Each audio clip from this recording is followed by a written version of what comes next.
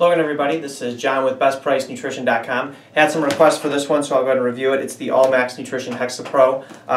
It's a blended protein powder, meaning that it has multiple sources of protein in it. This one specifically has various types of whey, casein, and egg protein. So it's a whey, egg, casein blend. The advantage of a blended protein are twofold. One, you're going to get a variety of primary structures of proteins. What that means is the amino acid sequence. So where one protein is strong in given some amino acids and others are weak, the other may have strengths where the other one has a weakness. So for instance, whey being very rich in BCAAs, if it were combined with something that wasn't as rich in BCAAs, it would make up for that. But both whey and casein happen to be rich in BCAAs.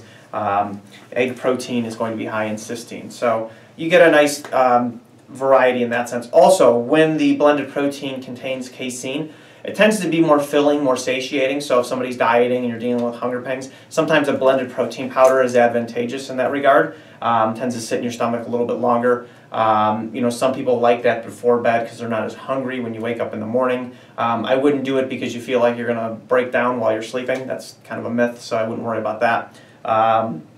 Now, this I would say is akin to something like BSN Synthesix. It tastes really good. There's a little bit of carbohydrates in here, so for instance the chocolate which I'm holding here is 25 grams of protein, 10 grams of carbs, 4 grams of fat. Now, for some people, if you're dieting, that fat and carbohydrates may, be something that you don't want. But it's really not that much all told, and maybe the satiating effects may be worth it over, say, a whey protein by itself, because whey is not going to be as filling. So that really depends upon preference and what you're looking for. In terms of taste, it's really good. I can tell you that from experience. Chocolate and cookies and cream specifically. I was told by Jeff, the camera guy, to make sure I mention that anybody who's been to a Dairy Queen, the cookies and cream taste like a dilly bar.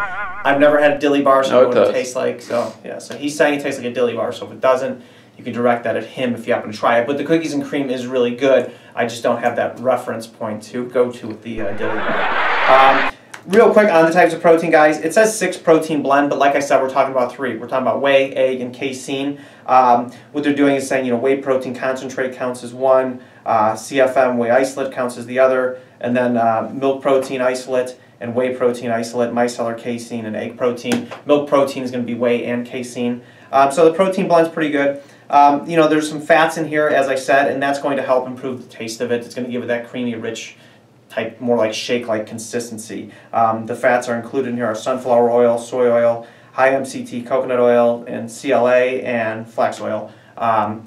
There's not a lot, and if you're worried about soy, we have done a video on it going through, some of the myths out there and the benefits of it out there, so be sure to check that out.